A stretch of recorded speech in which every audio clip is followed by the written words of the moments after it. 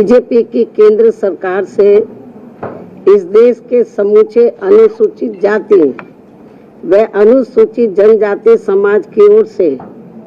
ये अनुरोध किया कि वर्तमान में चल रहे संसद सत्र में ही संविधान में संशोधन करके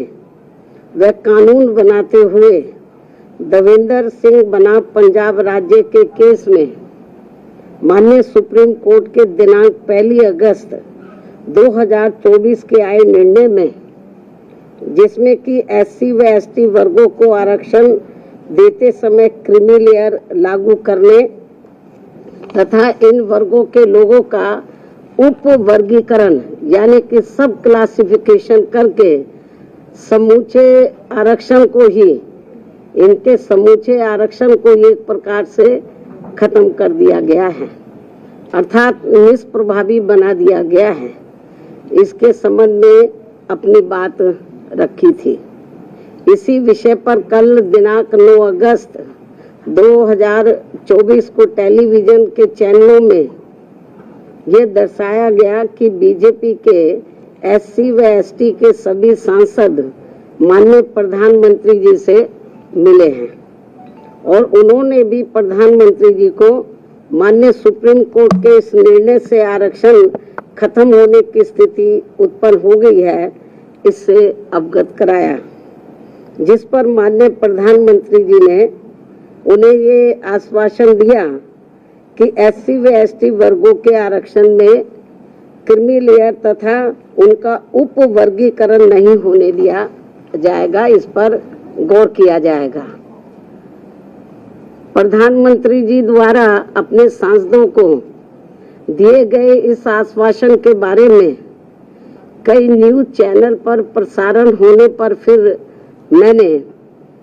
कल ही दिनांक 9 अगस्त 2024 को एक ट्वीट करते हुए कहा कि जो ये आश्वासन दिया गया है, अगर वो पूरा किया जाता है तो इसका हमारी पार्टी स्वागत करेगी। तथा इसी ट्वीट में मैंने ये भी कहा कि परंतु इस आश्वासन को तो तभी पूरा किया जा सकता है जब केंद्र सरकार वर्तमान में चल रहे संसद सत्र में ही एक संविधान संशोधन विधेयक लाकर माननीय सुप्रीम कोर्ट के इस निर्णय को निष्प्रभावी बनाते हुए ये प्रावधान लाती है कि SC एवं ST वर्गों के आरक्षण के लिए इन जातियों को कभी भी उप वर्गीकृत नहीं किया जा सकेगा तथा इन पर क्रीमी लेयर भी लागू नहीं होने दिया जाएगा। और साथ ही मैंने ये भी कहा कि आज इस मामले में विषम स्थिति उत्पन्न ही ना होती अगर केंद्र सरकार ने अपने अटॉर्नी जनरल के माध्यम से माननीय सुप्रीम कोर्ट के समक्ष SC व ST समाज के उप वर्गीकरण एवं क्रीमी लेयर के पक्ष में जोरदारी से अपने कथन न रखे होते। यदि उन्होंने ठीक ढंग से पैरवी की होती तो शायद ये ऐसी नौबत नहीं आती। और अब इसी सत्र में संविधान संशोधन न लाकर अचानक वर्तमान सत्र को ही तय की गई निश्चित तारीख के पूर्व ही कल दिनांक 9 अगस्त 2024 की शाम को अनिश्चित काल के लिए संसद जो है वो स्थगित कर दिया गया, जिससे कि माननीय सुप्रीम कोर्ट द्वारा दिया गया ये असंवैधानिक निर्णय बना रहे। और बीजेपी की केंद्र की सरकार की मंशा, जिसकी वकालत उन्होंने सुप्रीम कोर्ट में की थी, वह बनी रहे, जिसके तहत इस देश के समूचे SC व ST वर्गों के लोगों को क्रीमी लेयर के बहाने तथा उनके बीच में उप वर्गीकरण करके उन्हें आरक्षण से ही हमेशा के लिए वंचित कर दिया जाए और इस प्रकार से फिर बिना संविधान बदले ही SC व ST वर्गों का आरक्षण हमेशा के लिए खत्म कर दिया जाए। एक और वर्तमान संसद सत्र को निश्चित तिथि से पूर्व ही समाप्त करना और दूसरी तरफ माननीय प्रधानमंत्री जी का ये हवाई आश्वासन देना कि माननीय सुप्रीम कोर्ट के इस निर्णय को नहीं लागू किया जाएगा और फिर इस मामले में कोई भी कदम न उठाना तथा कोई भी कार्रवाई आदि न करना, ये स्पष्ट रूप से दर्शाता है कि या तो माननीय प्रधानमंत्री जी द्वारा इस तरह का कोई आश्वासन अपने SC ST वर्गों के सांसदों को दिया ही नहीं गया है, या फिर ऐसा आश्वासन केवल इन वर्गों के लोगों को भ्रमित व गुमराह करने के लिए ही दिया गया है। और इसीलिए अभी तक आधिकारिक तौर से माननीय प्रधानमंत्री जी द्वारा प्रेस के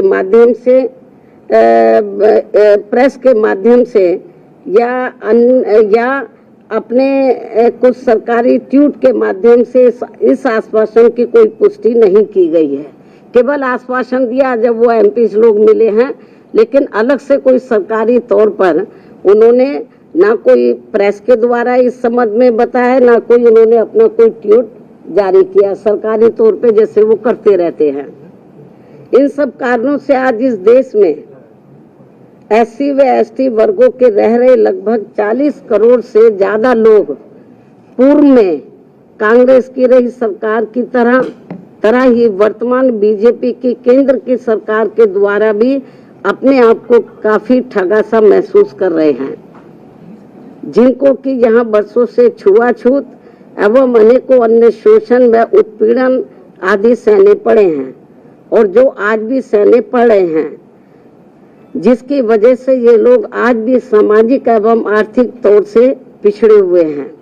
जिन्हें ये आरक्षण दिलाने का कार्य परम पूज्य बाबा साहब डॉक्टर भीमराव अंबेडकर द्वारा कांग्रेस पार्टी के भी विरोध के बावजूद अपने अथक प्रयासों से दिलाया गया है। जबकि केंद्र की सरकारों ने इस आरक्षण को खत्म करने के लिए समय समय पर लगातार अनेकों प्रयत्न किए हैं, जैसे कि सरकारी नौकरियों को खत्म करके कॉन्ट्रैक्ट के माध्यम से कार्य कराना, जिनमें उनके द्वारा नियुक्त कर्मचारियों पर कोई आरक्षण लागू नहीं होता है। सरकारी उपक्रमों अर्थात संस्थानों को निजी हाथों में बेचकर उनमें मिल रही लाखों की संख्या में नौकरियां, जिसमें SC व ST वर्गों को भी आरक्षण उपलब्ध था, वो भी खत्म कर देना। लाखों की संख्या में पदों को खाली करना, देश में लाखों पद जो कि SC व ST वर्गों के लिए आरक्षित थे, उन्हें सालों से खाली रखना और बाद में उन्हें समाप्त करके सामान्य वर्ग को दे देना। पदोन्नति में आरक्षण के लाभ से SC व ST वर्गों के कर्मचारियों को पहले ही माननीय सुप्रीम कोर्ट के एक पूर्व निर्णय जो कि नागराज के केस में दिया गया था, उसके तहत खत्म कर दिया गया था तथा जिस निर्णय को निष्प्रभावी बनाने के लिए संसद में संवैधानिक संशोधन विधेयक BSP के अथक प्रयासों से राज्यसभा में तो पारित हो गया था, परंतु उसके बाद वह लोकसभा में आज तक भी पास करने के लिए नहीं लाया गया है। और ये वही बिल है जिसको कि समाजवादी पार्टी ने अपने सांसदों के द्वारा कांग्रेस एवं BJP के साथ मिलकर संसद के अंदर ही फाड़ दिया था। और अब इसी प्रकार ही भाजपा की केंद्र सरकार ने अपने वकील अटॉर्नी जनरल के माध्यम से सुप्रीम कोर्ट में उप वर्गीकरण और क्रीमी लेयर के पक्ष में गलत दलीलें दिलवाई थी, जिसकी वजह से ही नागराज के निर्णय की तरह दविंदर सिंह बनाम पंजाब राज्य के केस में भी माननीय सुप्रीम कोर्ट द्वारा दिनांक 1 अगस्त 2024 को आरक्षण के विरुद्ध निर्णय दिया गया है, जिसका सीधा असर ये होने वाला है कि अब संपूर्ण SC व ST वर्गों को आरक्षण प्राप्त नहीं हो सकेगा, क्योंकि इस निर्णय के अंदर ऐसी व्यवस्था कर दी गई है कि अब पूरे देश में राज्य सरकारें अपने अपने राजनीतिक फायदे के हिसाब से SC व ST वर्गों के लोगों को आपस में ही लड़वाने का काम करेंगे। और इन वर्गों के लोगों को जीवन भर कोर्ट कचहरी के ही चक्कर लगाने के लिए मजबूर कर देगी और फिर अंत में इनके सभी आरक्षित पद खाली पड़े रहने के कारण या तो ये पद खत्म कर दिए जाएंगे, अन्यथा इन्हें सामान्य वर्ग को ही दे दिया जाएगा। ऐसे में मेरी इस देश के सभी एससी व एसटी वर्गों के सांसदों एवं एमएलए व एमएलसी तथा अन्य राजनीतिक पदों पर बैठे लोगों से भी, चाहे वो किसी भी पार्टी से चुनकर आए हों, उन सभी से ये कहना है कि ये लोग बीजेपी, कांग्रेस, समाजवादी पार्टी, आम आदमी पार्टी व अन्य पार्टियों के भी एससी व एसटी वर्गों के आरक्षण के विरुद्ध उनकी नियत व सोच से जरूर सजग हो जाएं, सचेत रहें और अपने मूलभूत संवैधानिक आरक्षण के अधिकारों को खत्म होने से बचाने के लिए एकजुट होकर इसके विरुद्ध अपनी आवाज एक संवैधानिक और शांतिपूर्वक तरीकों से पूरी जोरदारी से उठाएं, वरना अब इस देश के एससी व एसटी वर्गों के लोगों को हमेशा हमेशा के लिए आरक्षण से वंचित कर दिया जाएगा। फिर वो चाहे नौकरियों में आरक्षण हो या किसी राजनीतिक पद के लिए हो, जैसे कि एमपी व एमएलए आदि के लिए हो। इसके साथ साथ मेरा ये भी कहना है कि अब समय आ गया है जबकि माननीय उच्च न्यायालय एवं उच्चतम न्यायालय आदि की नियुक्तियों में भी एससी व एसटी वर्गों के लिए पद आरक्षित किया जाए, जिससे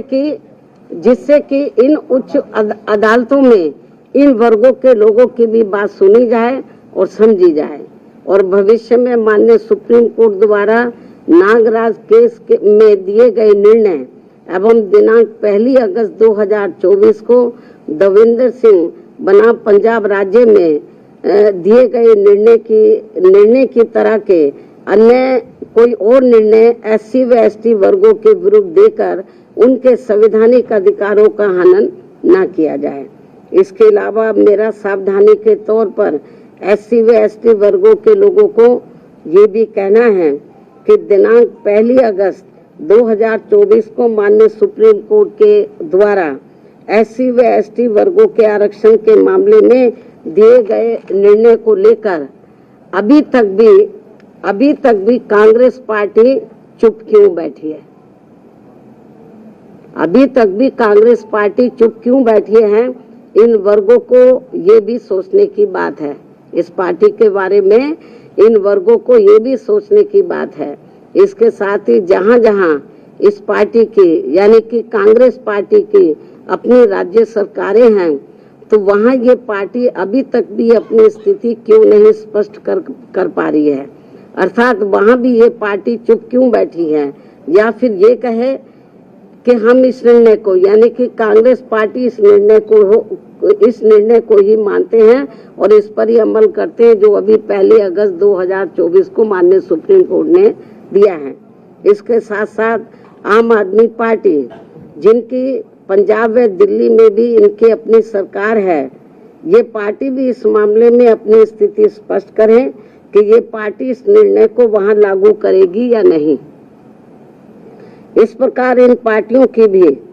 इस दोगली नीति से एससी व एसटी वर्गों के लोग जरूर सावधान रहें, जिन्होंने इस बार देश में 18वीं लोकसभा के हुए आम चुनाव में खासकर आरक्षण व संविधान को बचाने के नाम पर इन वर्गों का वोट हासिल करके अपनी अधिकांश सीटें जीत ली हैं, अपनी अधिकांश सीटें जरूर जीत ली हैं और अपनी एकमात्र हितैषी पार्टी बीएसपी को नुकसान पहुंचा दिया है। और अब अंत में मेरा इन जैसी अन्य सभी पार्टियों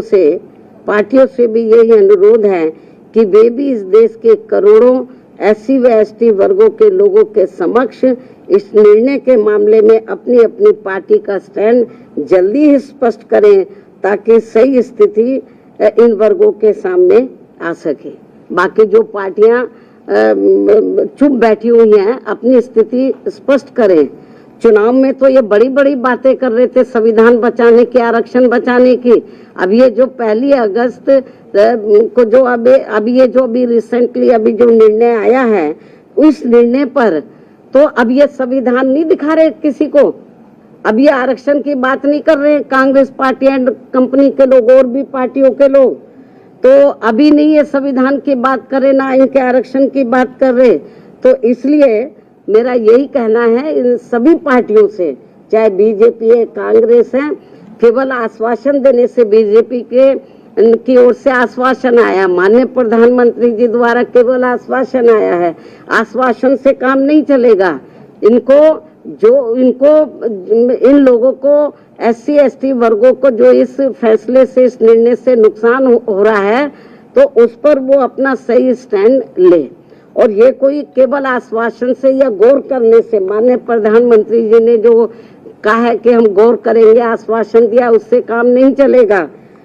इसका बड़ा भारी नुकसान इन वर्गों के लोगों को हो रहा है। बेहतर तो यही होता कि कल जो इन्होंने 2-3 दिन पहले ही संसद के दोनों सत्र जो इन्होंने अनिश्चित काल के लिए स्थगित कर दिए हैं, बेहतर यही होता कि इसको ये अनिश्चित काल की बजाय तो ये थोड़े समय इसको ये नहीं करते, इसको कंटिन्यू रखते और 5-6 दिन के बाद पूरी तैयारी करके तो ये संशोधन विधेयक को ये पार्लियामेंट में इस मामले को लेकर पार्लियामेंट में संशोधन विधेयक ये लाते, लेकिन नहीं लाए। तो इसलिए मेरा माननीय प्रधानमंत्री जी से भी यही कहना है कि यदि आपकी इन वर्गों के मामले में नियत साफ है, तो आप अपने और मामलों में तो समय से पहले हाउस बुला लेते हैं, तो आप कभी भी हाउस बुला सकते हैं, अपनी तैयारी करें। और ये जो 1 अगस्त 2024 को जो माननीय सुप्रीम कोर्ट का निर्णय आया है, तो इस निर्णय को निष्प्रभावी बनाएं, हाउस बुलाएं मतलब, और मालूम भी पड़ जाएगा कि हाउस में सभी दलों का क्या स्टैंड है।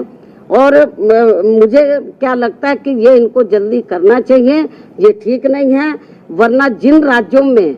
अब राज्यों में जल्दी ही विधानसभा के आम चुनाव होने वाले हैं, तो इन वर्गों के लोग न बीजेपी को माफ करेंगे, न कांग्रेस को, न अन्य पार्टियों को माफ करेंगे, क्योंकि इन्होंने इस बार जो 18वीं लोकसभा के आम चुनाव हुए हैं, उसमें इन वर्गों के लोगों के साथ बड़ा विश्वासघात किया, धोखा दिया है। इनको कहा कि हम संविधान बचाएंगे, आरक्षण आपका खत्म हो जाएगा। अब ये चुप क्यों हैं? अब ये लोग चुप क्यों हैं? तो लेकिन इससे साफ जाहिर है, ना ये संविधान को बचाने वाले हैं, ना आरक्षण को बचाने वाले हैं।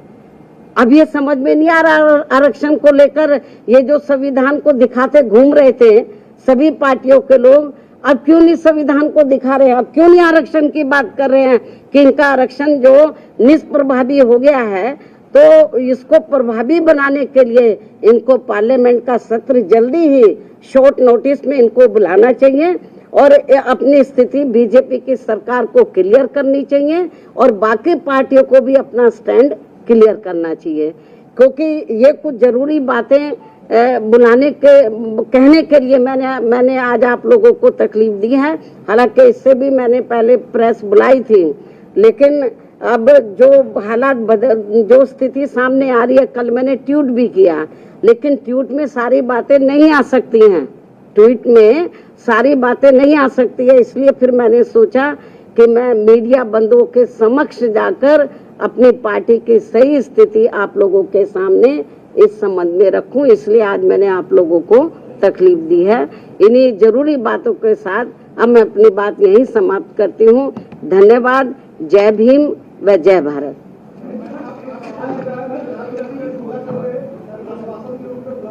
इसका जवाब मैंने दे दिया है।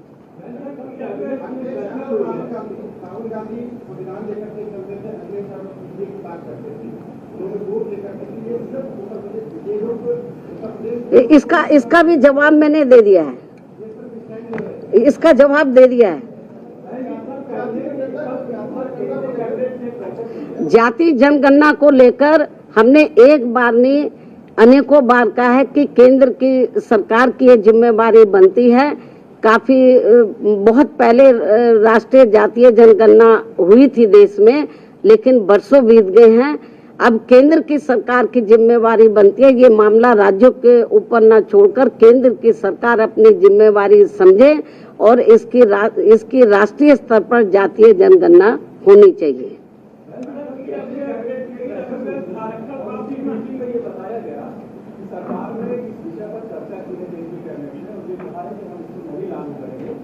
केवल कहने से थोड़ी ना काम चलेगा। जो सुप्रीम कोर्ट ने निर्णय दिया है, जब तक आप लोग पार्लियामेंट का सत्र जल्दी नहीं बुलाएंगे और इसके ऊपर संशोधन विधेयक नहीं लाएंगे, उसको पास नहीं कराएंगे, तो माननीय सुप्रीम कोर्ट का जो निर्णय 1 अगस्त को आया वो इम्प्लीमेंट रहेगा तब तक। तो जब तक तो बहुत नुकसान हो जाएगा इन वर्गों के लोगों को।